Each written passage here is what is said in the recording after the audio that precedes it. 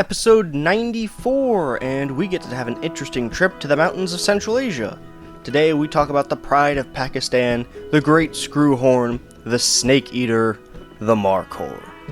A very interesting creature that can be found in the Himalayan and Karakoram mountains of India, Afghanistan, Pakistan, Tajikistan, Turkmenistan, and Uzbekistan. Now, you may have surmised that there's quite a bit of influence that this animal has, and there's a very real reason, and it all begins from its name. But before we get into its common name, I need to quickly talk about its scientific name, Capra falconeri. Now, this is probably one of the easiest scientific names for the average person to figure out. Capra, obviously meaning goat, and falconeri, meaning falconer.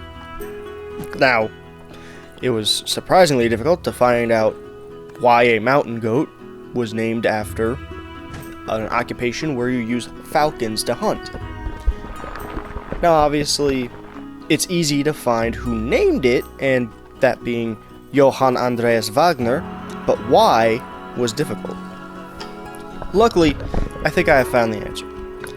It was most likely named after a famous botanist and paleontologist of the day, Hugh Falconer. So, if you didn't know, if you coin a scientific name, you could literally call it whatever you want. I'm serious. And a much more famous YouTuber called Salmonella actually has a great video about taxonomy and the wackiness that it entails. Now, there's also the common name that is quite perplexing, because there are two possible answers, both are Persian in origin.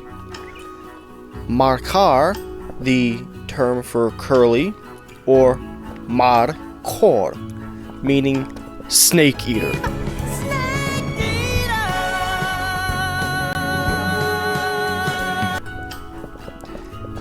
Now, to some, this may be an easy choice to make, but while the Markhor is also known as the screw-horned goat, there is some cultural lore that may make this clear answer a little more murky. You see, in many cultures, it is thought that the Markhor will actually kill and eat snakes. This actually isn't too insane, seeing how most animals won't pass up easy calories even if it's considered a herbivore. But this connection had actually stuck with the animal as time went on, and it was thought that the foam from the goat's cud chewing could be used to extract the venom of a snake bite. Now, you see why this may be difficult to actually accept a true meaning, but I do believe it is most likely based on the screwhorn. And on the topic of culture, many of the nations the Markhor inhabits see it as a strong, resilient animal, and no nation embraces this more than Pakistan, straight up being the national animal, and since then, the animal is used in symbolism all over the nation, from stamps to the decals on Pakistan Airways. But, as always, where the Pakistanis thrive, the Afghans aren't far behind. Though, with some things it seems to be reversed. Aren't you glad you helped them, Islamabad? You pricks. Anyway, this is about good things, as the northern part of Afghanistan, there is a tradition of putting on marionette shows of sorts, known as buzzbaz. That's such a fun word to say. These plays usually use Markhors as main characters.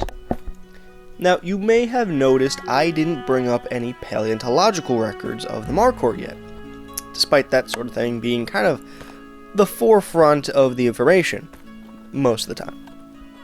That is because it just doesn't fucking exist. I have never found less information on the history of an animal. It's as if they just poofed into existence. All we know is the Capra genus evolved roughly 6 million years ago. Some amount of time passed, and it was classified in 1839. That's it. Not even an oldest account of the animal, not like ancient records or anything. I tried and found nothing. Now, there probably are things out there that I just couldn't find in the time constraints I have, but we're going to have to jump to the future of its evolution, and not so much the future now, the future in the past. Pretty much, there are theories that they may have been the ancestor to many domestic goat species.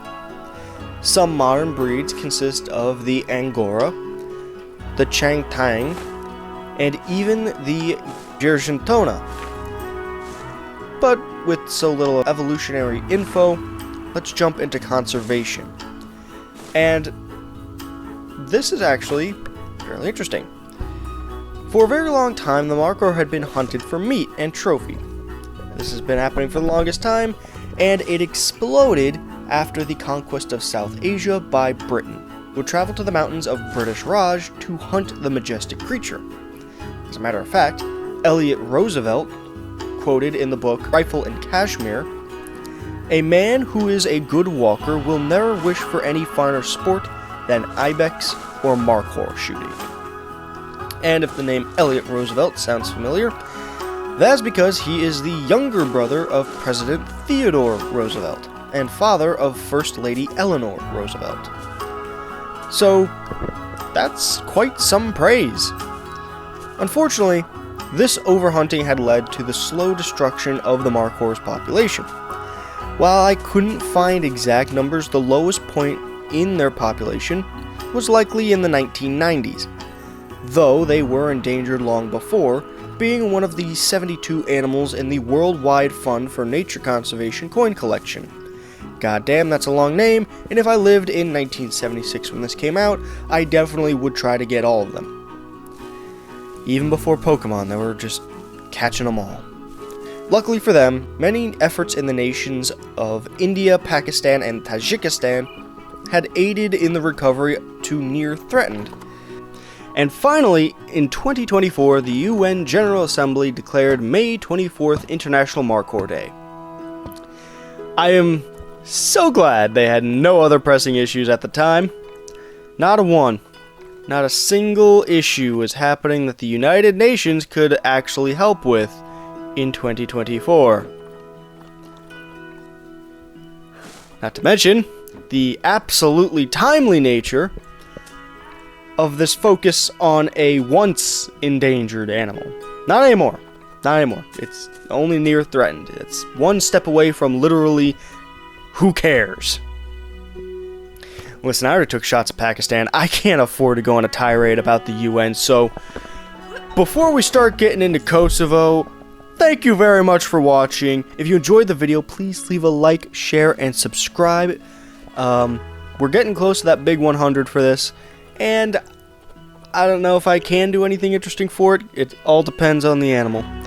But until next time, go outside, touch grass, hug your loved ones, drink water, and bye-bye.